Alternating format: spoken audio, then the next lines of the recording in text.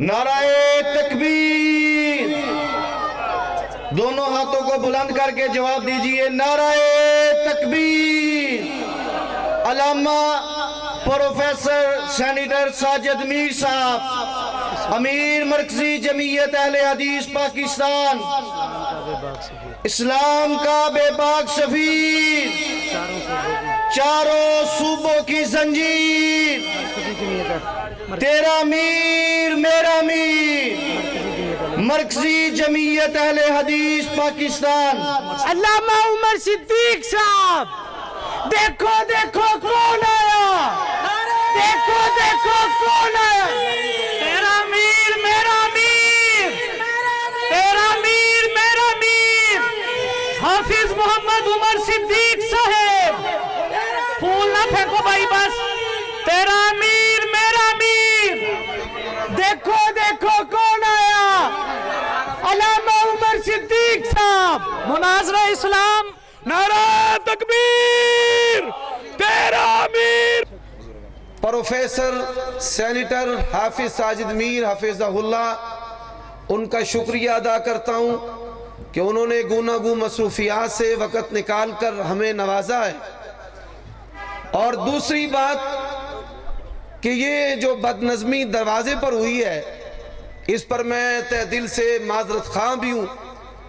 اس کا ایک بنیادی جو سبب ہے کہ بڑے جیسے لوگ، ہم جیسے نکمے ان کی زیارت کے لیے یہاں پر کھڑے تھے، اور اسی طرح شہر کے جو امائے دین ہیں وہ بھی تشریف فرما تھے، اور پھر کچھ لوگ ایسے موقعوں پر ایفیشنسیاں دکھا کر رنگ کے اندر بھنگ بھی ڈال دیتے ہیں۔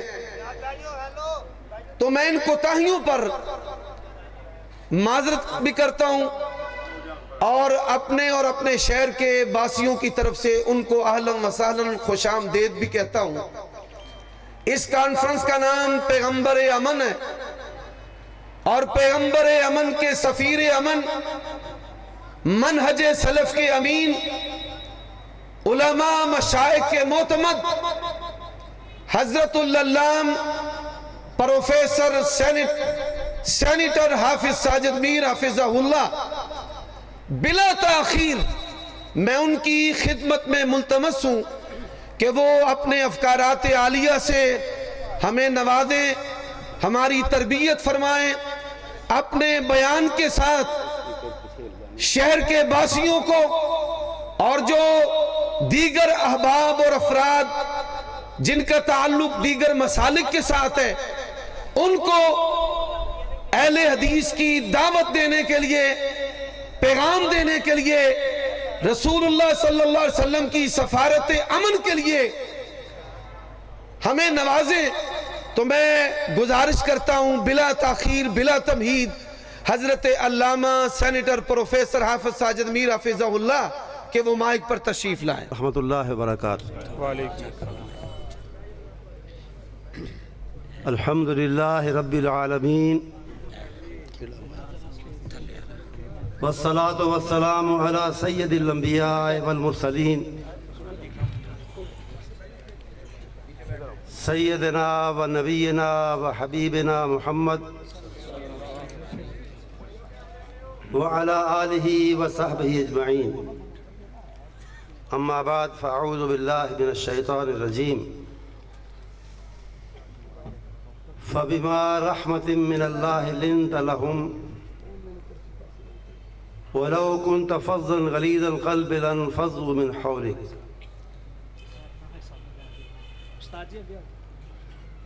معزز اور محترم علماء کرام، سٹیج پر تشریف فرما علماء اور معززین، اور میرے سامنے موجود حاضرین مجلس، آج کا یہ پروگرام اور یہ کانفرنس پیغمبر امن کے عنوان سے منعقد ہوئی ہے۔ اصل میں تو یہ سیرت النبی صلی اللہ علیہ وسلم اور اس کے متعلقات کے بیان کے لیے ہے، اور اس کے لیے کوئی بھی عنوان رکھا جا سکتا تھا، لیکن جب امن کے حوالے سے نبی محترم صلی اللہ علیہ وسلم کا ذکر مبارک کیا جائے تو پھر میں کم از کم اپنی گفتگو کو آپ کی بہت سی صفات میں سے ایک اس صفت کے بارے میں بات کرنے تک محدود رکھوں گا کہ آپ نے اپنی مبارک زندگی میں عرب میں بالخصوص اور دنیا میں بالعموم قیام امن کی، امن و آشتی کی، صلح کی، لوگوں کو آپس میں جوڑنے اور قریب لانے کے لیے کیا خدمات انجام دیں، کیا مثالیں قائم کی۔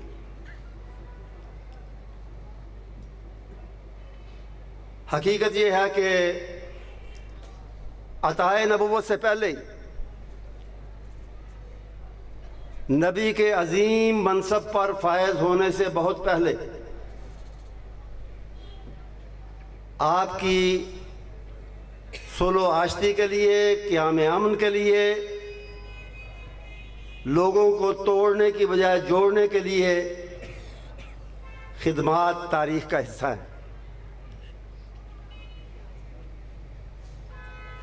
آپ نے آپ کے ابتدائی واقعات میں یہ سنا ہوگا، پڑھا ہوگا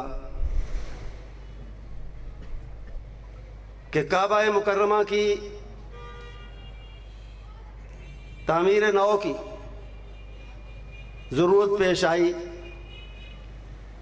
جو بھی ضروری مرمت یا تعمیر تھی وہ کی گئی،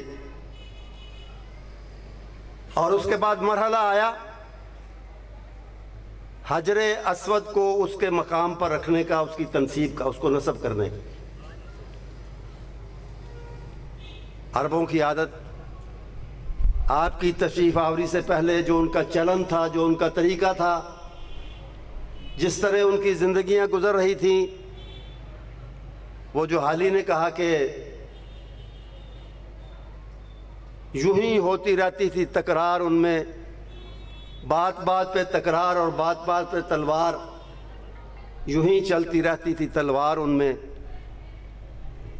تو اس بات پہ بھی تلواریں نیام سے نکل آئیں۔ ہر قبیلے کے سردار کو یہ ضد تھی کہ حجر اسود کو اس کے مقام پر رکھنے کا شرف اگر کوئی حاصل کرے گا تو ہمارا قبیلہ اور اس کا سردار حاصل کرے گا۔ اس میں لڑائی کی نوبت آ گئی، لڑائی پر آمادہ ہو گئے۔ کسی سیانے نے کہا کہ لڑو مت، کسی کو فیصلہ کرنے دو۔ کس کو فیصلہ کرنے دے؟ انہوں نے یہ کہا کہ یہ ہم فیصلہ نہیں کرتے، جو بھی اس وقت کے بعد کعبے میں سب سے پہلے، حرم میں سب سے پہلے داخل ہوگا، اس سے فیصلہ لیں گے کہ حجر اسود کس نے نصب کرنا ہے۔ اللہ اپنے ہونے والے نبی کو، اپنے ہونے والے آخری نبی کو صلی اللہ علیہ وسلم اس موقع پر لے کر آیا، اور سب نے خوشی سے کہا کہ جاء الامین، جاء الامین، امانت دار آ گیا ہے، امانت والا آ گیا ہے، اب یہ درست اور صحیح فیصلہ کرے گا۔ آپ نے فیصلہ کیا کیا؟ بظاہر بڑا سادہ لیکن بڑا لطیف فیصلہ آپ نے فرمایا۔ آپ نے کہا ایک چادر لاؤ، حجر اسود کو اس پر چادر پر رکھو، سب سردار جو لڑ رہے ہیں وہ اس چادر کا ایک ایک کونا، ایک ایک حصہ اٹھائیں، اسے مقام نصب پر، جہاں مقام تنصیب پر جہاں لگانا ہے پتھر، وہاں لے کر آئیں، اور تم سب مل کر مجھے اجازت دے دو کہ میں اسے اٹھا کر اس کی جگہ پر رکھ دوں۔ یہ قیام امن کے لیے، صلح و آشتی کے لیے، دلوں کو جوڑنے اور لڑائی اور جھگڑا روکنے کے لیے آپ کی ایک اولین کوششوں میں سے ایک کوشش تھی۔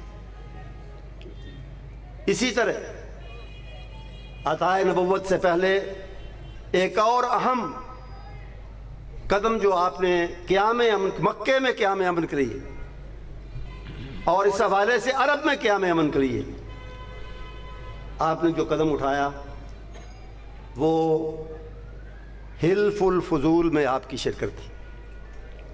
عربی زبان جس میں قرآن پاک نازل ہوا، اللہ کی اور اللہ کے نبی صلی اللہ علیہ وسلم کی پسندیدہ زبان، بہت سی زبانوں میں سے چنی ہوئی زبان، بڑی عجیب زبان، اور زیر زبر کے فرق سے زمین آسمان کا بعض اوقات فرق پڑ جاتا ہے، معنی بدل جاتے ہیں۔ علماء بیٹھے ہیں، اب میں کیا بات کروں۔ وضو واو کی پیش کے ساتھ پڑھیں اور لفظ ادا کریں تو اس کا مطلب ہے وضو جو ہم نماز کے لیے کرتے ہیں، اور اگر زبر کے ساتھ وضو کہیں تو وہ اس سے مراد وضو کرنے کا پانی ہوتا ہے، وضو نہیں ہوتا، وضو کا پانی ہوتا ہے، وضو۔ بعض زیادہ پڑھے لوگ، جو لوگ زیادہ پڑھے لکھے بنتے ہیں، وہ وضو کو بھی وضو کہتے ہیں۔ وضو پانی ہے، وضو وہ طریقہ ہے جو نبی کریم صلی اللہ علیہ وسلم نے اور اللہ نے سکھایا نماز کی تیاری کے لیے۔ اسی طرح عشاء اور عشاء کے دو لفظ ہیں، عشاء زبر زیر کے ساتھ، عشاء زبر کے ساتھ۔ عشاء رات کی نماز کا وقت ہے، رات کی نماز کا نام ہے، اور عشاء رات کے کھانے کا نام ہے۔ بات ہی بدل گئی، کہاں کھانا کہاں نماز۔ اور مسئلہ نبی اکرم صلی اللہ علیہ وسلم نے بتایا کہ عشاء اور عشاء اکٹھے ہو جائیں، کھانا بھی آ گیا، وقت بھی ہو گیا، بھوک لگی ہے تو پہلے کھانا کھا لو تاکہ بعد میں اطمینان سے نماز پڑھی جا سکے۔ اسی طرح حلف اور حلف، یہ دو لفظ ہیں، قریب المعنی ہے، ان میں وہ فرق نہیں ہے جو عشاء اور عشاء میں یا وضو اور وضو میں ہے، لیکن فرق ہے۔ حلف قسم کو کہتے ہیں، قسم کھانا، اور حلف کا مطلب ہے عہد و پیمان، خواہ وہ قسم کے ساتھ ہو قسم کے بغیر ہو، پکا عہد و پیمان، کسی سے باندھنا۔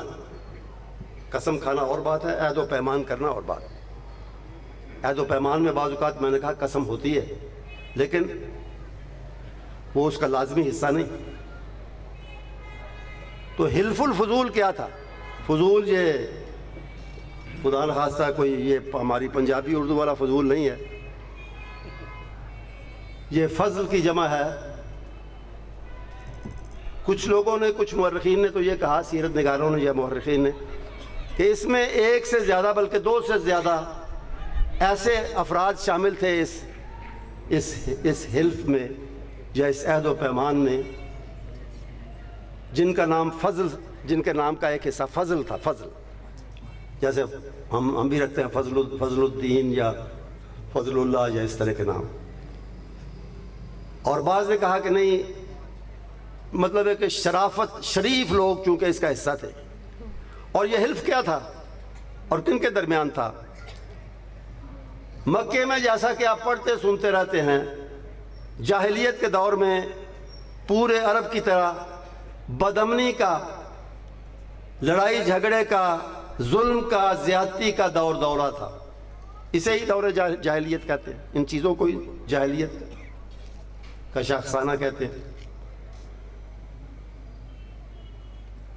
مظلوم پر ظلم، پردیسی پر ظلم، غریب پر ظلم، چیزیں باہر سے آئے ہوئے لوگوں کی ہتھیار لینا، چھین لینا، ان کو تنگ کرنا، ان سے زیادتی کرنا، ان کو مارنا پیٹنا بلا وجہ، جس کو چاہا قتل کر دیا، جس کو چاہا مار لیا، پیٹ لیا، جس کو چاہا اس کا مال ہتھیا لیا، اس کی عزت لوٹ لی۔ جب یہ چیزیں حد سے بڑھ گئیں تو انہی میں سے کچھ نسبتاً شریف لوگوں نے اس کا احساس کیا کہ اس کا کچھ تدارک ہونا چاہیے، ازالہ ہونا چاہیے، یہ صورتحال اچھی نہیں ہے، مناسب نہیں ہے۔ انہوں نے مل کر یہ عہد کیا آپس میں کہ ہم آئندہ اس طرح کے ناجائز، بے بنیاد، ناروا ظلم کو مل کر روکیں گے۔ اور نبی اکرم صلی اللہ علیہ وسلم بھی اس عہد و پیمان کا ایک حصہ تھے۔ اور اس کے بہت بعد، عطا نبوت سے بعد،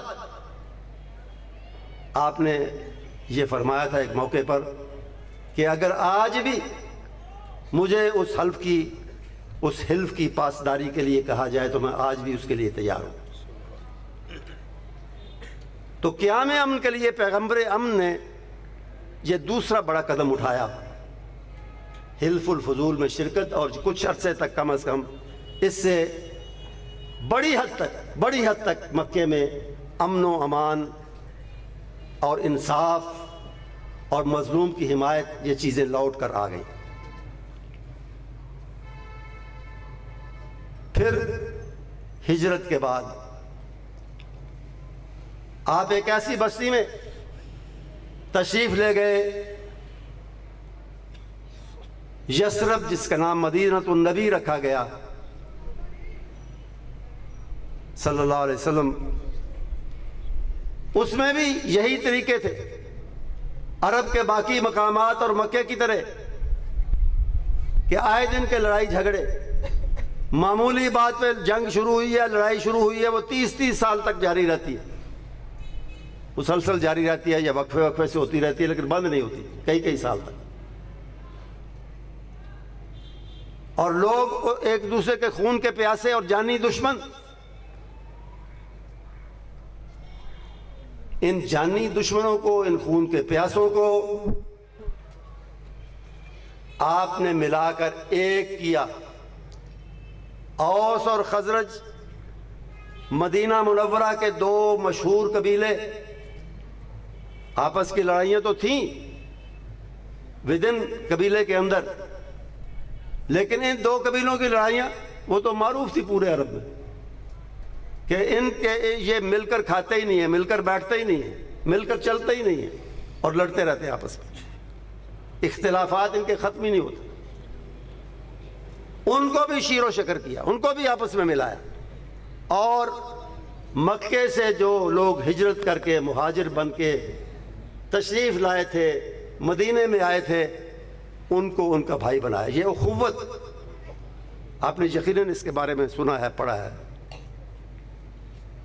یہ بھائی چارہ جو آپ نے، اخوت جو آپ نے قائم کی مدینہ منورہ میں، بے مثال قسم کی۔ اور پھر آپ نے سنا علماء سے کہ لوگ نام کے بھائی نہیں بنے، دل سے ایک دوسرے کے بھائی بنے، اور اس طرح بنے کہ اپنے اموال کی، اپنے باغات کی، اپنی زمینوں کی، اپنے مکانات کی، اپنے بھائیوں سے باقاعدہ تقسیم کی۔ جس کے 2 مکان ہیں، ایک مکان اس نے رکھا، دوسرا اپنے بھائی کو دیا، مہاجر بھائی کو، جس سے اس کا کوئی نسلی خونی رشتہ نہیں ہے، جو پردیسی ہے، لیکن اللہ کے لیے، اللہ کے دین کے لیے سب کچھ چھوڑ کے آیا ہے، اس کو اپنا بھائی بنایا۔ تو اپنے اموال میں، اپنی جائیداد میں، اپنے باغات میں، اپنے کھجوروں اور دوسرے فصلوں میں اس کو شریک کیا۔ جس کی 2 بیویاں ہیں، وہ ایک بیوی کو طلاق دینے اور اسے دوسرے بھائی کے نکاح میں دینے کے لیے تیار ہو گیا۔ یہاں تک معاملات ہوئے۔ اور پھر آپ نے جب ان کو اس بھائی چارے کی ترغیب دی تو آپ نے فرمایا تھا کہ بھائی انصاریوں، تم ان مہاجروں کو اپنے اموال میں شریک کر لو، اس کا صلہ تمہیں یہ ملے گا کہ کل انشاءاللہ جب اللہ تعالیٰ فتوحات کے دروازے کھولے گا اور غنیمتیں ہمیں ملیں گی تو وہ میں تمہیں دوں گا اس کے بدلے میں۔ ان کا متفقہ جواب کیا تھا؟ تاریخ حیران ہے ان کے الفاظ پر، ان کے جواب پر۔ انہوں نے کہا کہ نشارکہم فی اموالنا ولا نقاسم معہم الغنائم۔ آج ہم ان کو اپنے اموال میں شریک کریں گے اور کل غنائم میں سے معمولی ذرا سا، آپ کہتے ہیں ساری غنیمتیں تمہیں ملے گی، ہم ان میں سے کچھ بھی نہیں لیں گے، وہ بھی ان کو دے دیں، وہ بھی ان کو دے دی جائیں گے، دے دی جائیں، ہمیں کوئی اعتراض نہیں۔ یہ جذبہ اخوت کا انہی لوگوں میں جو آپس میں دشمن تھے، بیری تھے، حسد کینہ جن کی طبیعتیں ثانیہ بن چکی تھی، اور یہ اللہ کی قدرت تھی جو آپ کے ذریعے دنیا پر منکشف اور ظاہر ہوئی۔ اللہ نے درست فرمایا وَأَلَّفَ بَيْنَ قُلُوبِهِمْ لَوْ أَنفَقْتَ مَا فِي الْأَرْضِ مَا أَلَّفْتَ بَيْنَهُمْ وَلَكِنَّ اللَّهَ أَلَّفَ بَيْنَهُمْ۔ اللہ تعالیٰ نے ان کے دلوں کو جوڑ دیا، اللہ نے جوڑ دیا۔ اور آپ اگر دنیا کا سارا مال اور دولت بھی خرچ کرتے انہیں ملانے کے لیے، ان کے دلوں کو جوڑنے کے لیے، تو اس میں کامیاب نہیں ہو سکتے تھے۔ اللہ کی توفیق آپ کے ساتھ تھی کہ اللہ نے ان کو جوڑ، لیکن ذریعہ کون بنا؟ اللہ نے جوڑا، بلا شبہ اللہ نے جوڑا، یہ اللہ کی قدرت ہے، لیکن اس کا ذریعہ کون بنا؟ اللہ نے اس کا ذریعہ کس کو بنایا؟ پیغمبر امن کو بنایا، رسول مکرم صلی اللہ علیہ وسلم کو بنایا۔ اس کے بعد لڑائیاں بھی ہوئیں، جہاد بھی ہوئے، لیکن لڑائی کی جنگ کی ابتدا کس نے کی؟ ابتدائی جنگیں اور ابتدائی جہاد جو آپ نے کی وہ دفاعی تھے خالصتاً، بدر کا ہو یا احد کا ہو یا اس کے بعد کے ہوں، ابتدا میں وہ ایک دفاع تھا صرف، اور چڑھائی کرنے والے دشمن تھے، مکے کے قریشی تھے، ان کے ساتھی تھے۔ آپ نے جو جہاد کیے اور جو دفاع کیا وہ بھی امن کی بحالی کے لیے تھا، قیام امن کے لیے تھا۔ اگر آپ دفاع نہ کرتے، اگر آپ جہاد نہ کرتے اور اپنے مجاہدین سے، اپنے صحابہ سے نہ کراتے، تو پھر فساد ہی فساد پھیلتا چلا جاتا، ظلم ہی ظلم پھیلتا چلا جاتا۔ ازالہ ظلم و فساد کے لیے جو جہاد آپ نے کیے وہ بھی قیام امن کے لیے تھے۔ ازالہ ظلم و فساد کیا ہے؟ قیام امن۔ اور قیام امن کے لیے جو جنگ ہوئی اسے ہم اس طرح کی جنگ نہیں سمجھیں گے جو ظلم کے لیے اور زیادتی کے لیے اور تعدی کے لیے ہوتی ہے، یہ بھی قیام امن کا ایک حصہ تھا، آپ کی جنگیں بھی اور آپ کے جہاد بھی۔ پھر آپ کی سیرت اور آپ کی مبارک زندگی میں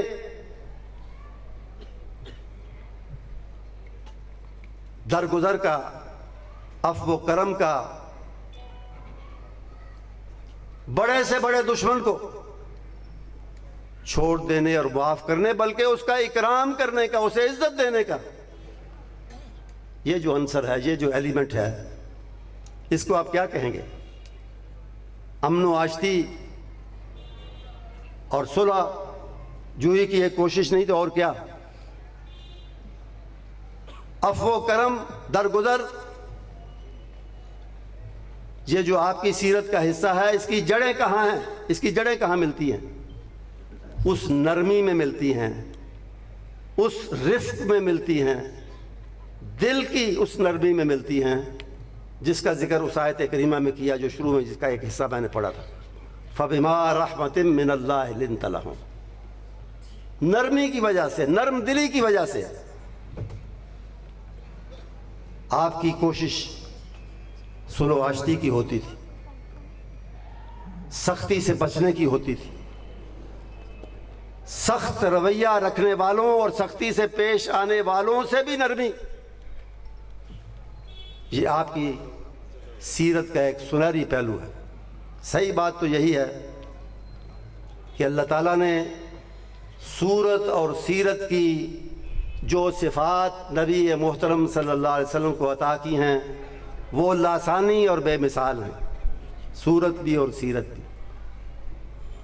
تبھی تو کہنے والے نے کہا کہ میرے رسول کے نسبت تجھے اجالوں سے میں تیرا ذکر کروں صبح کے حوالوں سے، نہ میری نعت کی محتاج ذات ہے تیری، نہ تیری مدح ہے ممکن میرے خیالوں سے۔ صورت بھی اور سیرت بھی کہ تیری صورت سے ہے عالم میں بہاروں کو ثبات، تیری صورت سے ہے عالم میں بہاروں کو ثبات، اور تیری سیرت کے سوا دنیا میں رکھا کیا ہے؟ نعرہ تکبیر، عظمت مصطفیٰ، شان مصطفیٰ، تیری سیرت کے سوا دنیا میں رکھا کیا ہے؟ اسی سے اللہ کا شکر ہے کہ ہم رہنمائی لینے کی کوشش کرتے ہیں، اور ہمیں لینی چاہیے، اور صحیح معنوں میں لینی چاہیے۔ بڑے احترام کے ساتھ سٹیج پر تشریف فرما اپنے ساتھیوں، اپنے رفقا، معزز علماء سے بھی میں گزارش کروں گا، یہ فَبِمَا رَحْمَةٍ مِّنَ اللَّهِ لِنْتَ لَهُمْ، اس پر ذرا آپ بھی غور فرما لیا کریں، اس پر آپ بھی ذرا یہ رحماء بینہم بنے، کچھ اور نہ بنے۔ اللہ آپ کو جزائے خیر دے۔ پہلے ہی بہت نیکیاں کما رہے ہیں، یہ نیکی بھی کما لیں۔ تو بات ہو رہی تھی نبی محترم صلی اللہ علیہ وسلم کے بہت سی صفات میں سے ایک صفت، گوناگوں صفات میں سے ایک صفت قیام امن، اور اس سلسلے میں جو آپ نے دشمن سے درگزر کیا اور عفو و کرم کا مظاہرہ فرمایا۔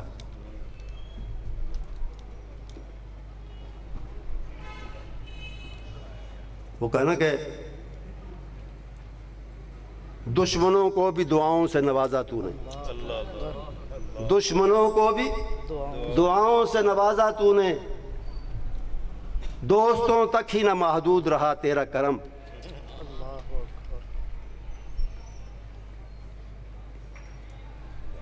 تو آپ دیکھیں کہ فتح مکہ آپ کی زندگی کا ایک اہم موڑ ہے، ایک مشہور واقعہ ہے۔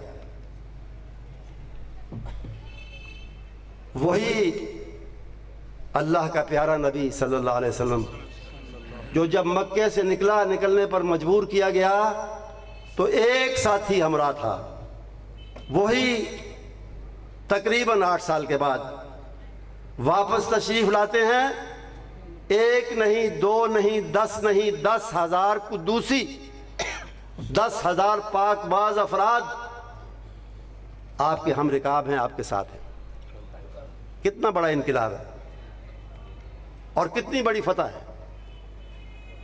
لیکن اس فتح کے موقع پہ جب فتح کرنے والا جرنیل فاتحانہ شان کے ساتھ داخل ہوتا ہے مکے میں، تو شان کیا ہے؟ گردن اکڑی ہوئی ہے؟ نہیں۔ سر تنا ہوا ہے؟ نہیں۔ امن و آشتی کے اور صلح کے کی جستجو کرنے والے کی گردن اتنی جھکی ہوئی ہے کہ سواری کی لگام کے ساتھ جا کے لگ رہی ہے۔ یہ ہے پیغمبر امن صلی اللہ علیہ وسلم، اور زبان پر فخر کے ترانے نہیں ہیں، کوئی غرور کی بات نہیں ہے زبان پر۔ زبان مبارک پر الفاظ کیا ہیں؟ الحمدللہ الذی نصر عبدہ۔ تعریف اس رب کی، تعریف اپنی نہیں، اپنی جرنیلی کی، اپنی جنگی قیادت کی نہیں، اپنی صلاحیت کی نہیں، اپنے ساتھیوں کے تیروں اور تلواروں کی نہیں، ان کی بہادری اور جرأت کی نہیں، ان کی سرفروشی کی نہیں، تعریف اللہ کی، تعریف ایک اللہ کی۔ کون؟ الذی نصر عبدہ، جس نے اپنے بندے کی مدد کی۔ آج بھی یہ فاتح بندہ ہے، اللہ کا نبی ہے، سب سے عظیم الشان ہے مخلوق میں۔ ہم نے اپنے بڑوں سے سنا ہے، ایک اللہ ہی ان سے بڑا ہے۔ مخلوق میں جو سب سے بڑا، اس کی گردن بڑائی کے اس دن، بڑائی کا دن ہے نا، فتح کا دن ہے نا، کامیابی کا دن ہے نا، لیکن گردن جھکی ہوئی ہے رب کے سامنے۔ الحمدللہ الذی نصر عبدہ، تعریف اس رب کی جس نے اپنے بندے کی مدد کی وہ ہزم الاحزاب وحدہ، انجز وعدہ، اپنے وعدے کو پورا کیا، وہ ہزم الاحزاب وحدہ، اور اس اکیلے رب نے، میں نے نہیں، میرے لشکر نے نہیں، اس اکیلے رب نے دشمن کو شکست دی۔ یہ عاجزی ہے، یہ رب پر ایمان ہے، یہ رب پر توکل ہے، یہ رب پر بھروسہ ہے، اور یہ صلح کا اعلان ہے، فخر کا اعلان نہیں ہے۔ اور اسی پر اکتفا نہیں، کسی کہنے والے نے جنگی جوش میں کہا الیوم یوم الملحمہ، آج کا دن دشمن سے ٹکرانے، اسے ملیا میٹ کرنے اور خونریزی کا دن ہے۔ آپ نے فرمایا اسے جھنڈا لے لو، اس کو پیچھے کر دو، اس کی جگہ کسی اور آدمی کو لاؤ۔ آج یوم ملحمہ نہیں ہے، الیوم یوم بر و وفا، آج نیکی کرنے کا دن ہے، آج وفا کا دن ہے۔ اور پھر آپ نے نیکی اور وفا کر کے دکھائی۔ کن سے؟ دشمنوں سے۔ سب سے پہلے عنایت ہوئی، نظر کرم ہوئی ابو سفیان پر۔ آج یہ ابو سفیان کون ہے؟ ابو جہل کے بعد قائد کفر، بدر کے بعد ساری جنگوں کو ارینج کرنے والے، برپا کرنے والے، لیکن آج ہم انہیں بھی رضی اللہ تعالیٰ عنہ کہتے ہیں۔ رضی اللہ تعالیٰ عنہ، اللہ ان سے راضی ہو، کیونکہ وہ ایمان لائے، پکا سچا ایمان لائے، اور پھر انہوں نے خدمت انجام دی نبی کریم صلی اللہ علیہ وسلم کی اور اسلام کی۔ تو اس دشمن کو جو ابھی تازہ مسلمان ہوا ہے، اس کے تمام جرائم، تمام خطائیں معاف کی آپ نے، الٹا اس کو عزت دی، اس کا اکرام کیا کہ من دخل دار ابی سفیان کان آمنا، من دخل دار ابی سفیان کان آمنا۔ میرا بڑے سے بڑا دشمن آج اس بڑے دشمن ابو سفیان کے گھر میں پناہ لے، اسے معافی مل جائے گی، سبحان اللہ، اسے امن مل جائے گا، اس سے کوئی مواخذہ نہیں ہوگا۔ اس کی بیوی شاید اس سے بڑی مجرمہ ہند، جس نے آپ کے چچا حضرت حمزہ کو، اور میں یہ کہہ دوں کہ حضرت حمزہ سے آپ کے رشتہ ایک نہیں تھا، ایک تو آپ کے چچا تھے، دوسرے آپ کے خالہ زاد بھائی بھی تھے۔ عبد المطلب نے، آپ کے دادا نے کئی شادیاں کی تھی، ان میں سے یہ 2 کزنز تھیں آپ نے، آمنہ اور حمزہ رضی اللہ تعالیٰ عنہ کی والدہ، آپس میں کلوز کزن، فرسٹ کزن تھی، تو اس حوالے سے آپ کے خالہ زاد بھی بنتے تھے۔ اور اس کے بعد عمر میں زیادہ فرق نہیں تھا، آپ کے دوست بھی تھے، اور سب سے بڑھ کے آپ کے جانثار تھے۔ اس لیے سید الشہداء حضرت حمزہ رضی اللہ تعالیٰ عنہ کی شہادت آپ کے لیے بہت بڑا صدمہ تھی، اور یہ صدمہ کئی گنا بڑھ گیا جب اس عورت نے، اس وقت تو اسے ظالم ہی کہیں گے، اس نے جب آپ کی شہادت اور قتل پر اکتفا نہیں کیا، بلکہ آپ کے جسد مبارک کو، آپ کے جسم کو چیرا اور پھاڑا، اور اس کے اعضائے رئیسہ نکال کے کچے چبائے، جوش انتقام میں کہ اس نے ہمارے عزیزوں کو قتل کیا تھا بدر میں۔ اور بعض تفسیروں میں لکھا ہے، اب علماء بیٹھے ہیں، اس میں غلطی نہ نکل آئے، بعض تفسیروں میں لکھا، اس لیے میں نے کہا تفسیروں میں لکھا، احتیاط کا پہلو میں نے پہلے پکڑ لیا ہے اللہ اکبر، کہ اس موقع پہ آپ نے غصے میں، کیونکہ آپ اللہ کے نبی تھے اور سب سے عظیم الشان تھے نبی،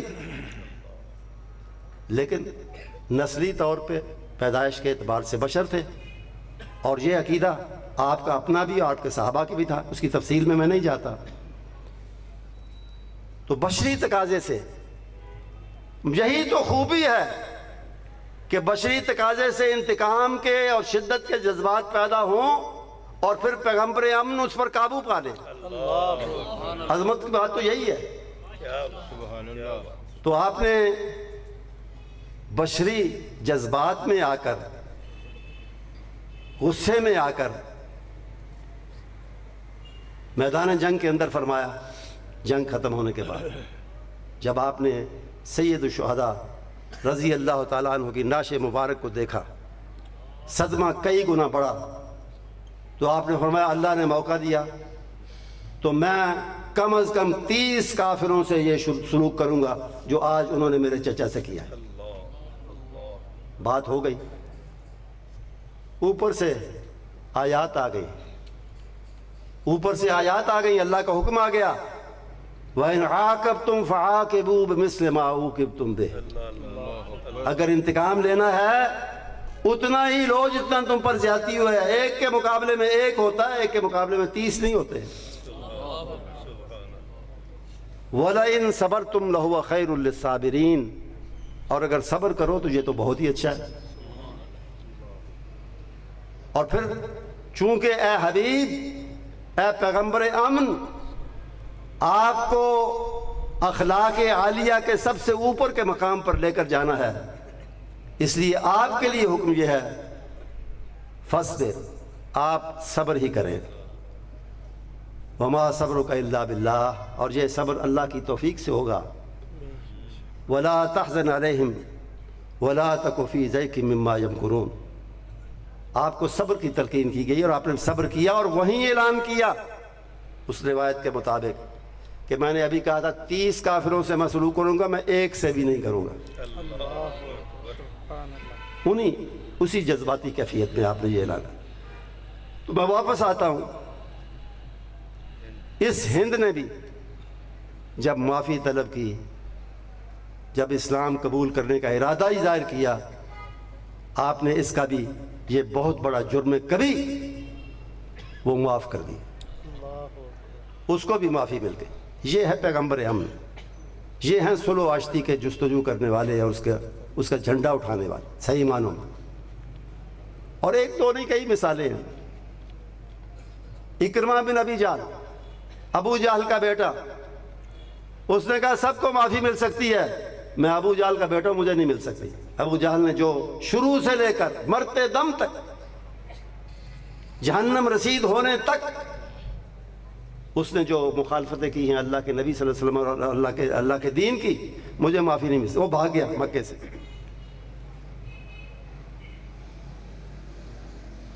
اس کی بیوی حاضر ہوئی، سب کو معافی مل رہی ہے، اس کو بھی معافی مل جائے، آپ نے کہا مل سکتی ہے، اسے واپس لاؤ۔ اس نے کہا جی وہ یقین نہیں کرے گا کہ مجھے بھی معافی مل سکتی ہے۔ تاریخ میں لکھا ہے کہ آپ نے اپنی پگڑی، اپنا امامہ مبارک اس کو دیا کہ یہ نشانی، یہ اسے پہچانتا ہے، یہ جنگوں میں اس نے یہ دیکھی ہوئی ہے، تو یہ لے جاؤ، اس کو دکھاؤ کہ یہ پگڑی والا تمہیں امان دیتا ہے، تمہیں امن دیتا ہے۔ وہ آیا، اور جب آیا تو پھر تاریخ کیا کہتی ہے، عجیب بات کہتی ہے، وہ کہتی ہے کہ آپ نے مجلس میں آگے بڑھ کر اور اٹھ کر اس کا استقبال کیا، دشمن بیٹے کا، آگے بڑھ کر، اور الفاظ کیا تھے زبان مبارک پر، مرحباً بالراکب المہاجر، مرحباً بالراکب المہاجر۔ وہ مکہ چھوڑ کے چلے جانے والے، بھاگنے والے، تم کہاں چلے گئے تھے، ہم تو تمہارے انتظار میں بیٹھے۔ پیغمبر امن صلی اللہ علیہ وسلم۔ اور پھر اجتماعی معافی جو ملی فتح مکہ کے بعد، آپ فاتحانہ مگر اسی عاجزی کے ساتھ جس کا میں نے ذکر کیا، تشریف لائے، حرم میں داخل ہوئے، کعبے کے دروازے کے پاس جا کے کھڑے ہوئے یا دروازے میں کھڑے ہوئے۔ اب وہ سب حاضر ہیں، موجود ہیں، کون؟